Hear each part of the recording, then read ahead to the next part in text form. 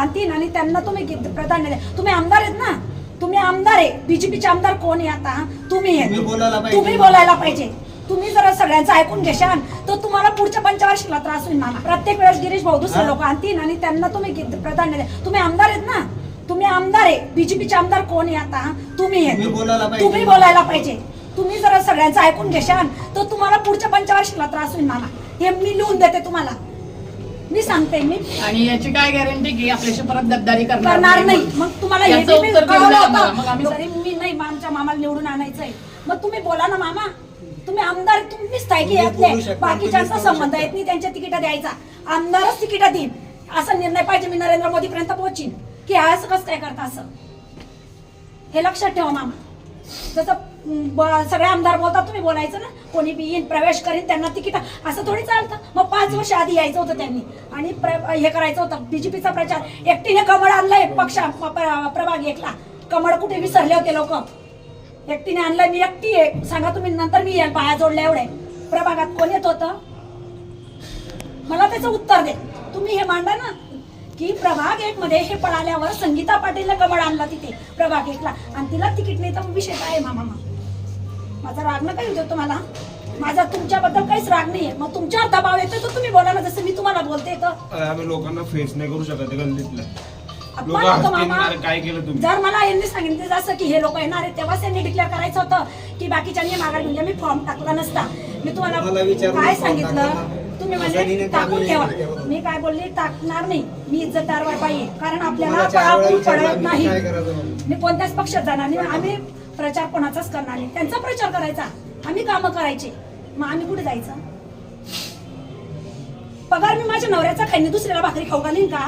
माझ्या नवऱ्यालाच खाऊ घालीन ना. तसं पक्षाचं काम करते तर पक्षाने मला त्याला दुसऱ्याचा झेंडा धरायला लाल का पक्षाने मला? हे मला उत्तर पाहिजे. मी आतापर्यंत बोलत नाही. कोणी माझं नाव सांगितलं असेल किती बाई अशी तसं आहे, पण मी एक वचनी बाई आहे. मी काम करणारी बाई आहे. मी सगळ्यांची हसते आणि जास्त बोलते म्हणूनच माझा प्रचार आहे. जेव्हा यांना प्रवेश झाला तर मला 100 ते 150 लोक घरी भेटायला आले. ताई तुमचं काय? मी काय सांगलं? माझा मामा, त्याच्यावर विश्वास. हे खोटं नाही मामा.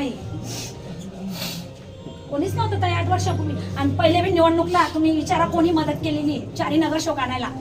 मी त्यांच्या घरी जाऊन बोलून आले. ते हे तुम्ही घाणपणा केला म्हटलं. खूप घाण झाली दादा. नाही, आपण तर काम करू ठेवणार मामा, पण आम्हाला फक्त सांगा मग खाली व्हायला आम्ही खाली मामा युती जरी झाली तरी मी एक देऊ शकता ना मामा. असं नाही ना, निवड तुम्ही 0 ठेवसाल तर कसं चालेल? आम्हाला कोण विचारणार? 4 नगरसेवक पडून गेले. तुम्हाला बी माहिती मामा, असं काही नाही. कमळ काय हे माहित नव्हतं. 2018चा तुम्ही अनुभव घ्या ना. आपल्याला राहू देणार आहे.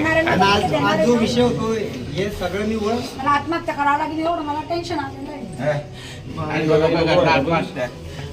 आपल्याला लढायचंय, काम करत राहायचं.